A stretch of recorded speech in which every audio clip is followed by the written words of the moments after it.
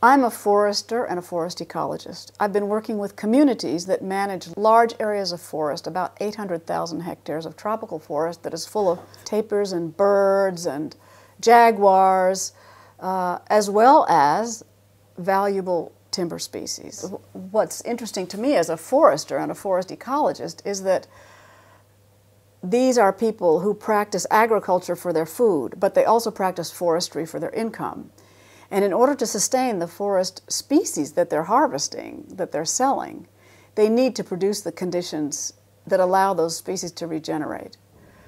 And what we've learned through our experiments is that slash and burn agriculture is a very good mimic of certain kinds of natural disturbances like hurricanes followed by fire, and that we get extremely diverse and valuable forest stands regenerating on areas after slash and burn agriculture.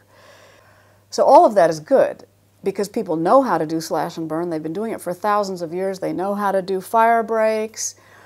They know all the treatments because they do them every year for agriculture.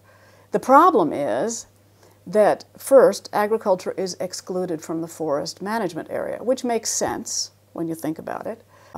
The second thing is that particularly now with the climate change issues, there's a great concern about fire in the forest and any kind of clearing.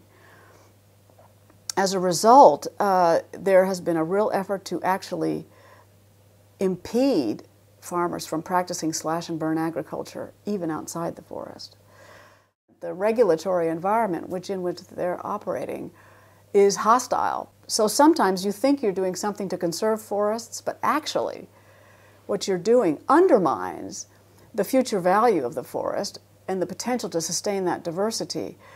And if people can't manage these forests and obtain benefits from them, then the forests can't hold their ground against other land uses.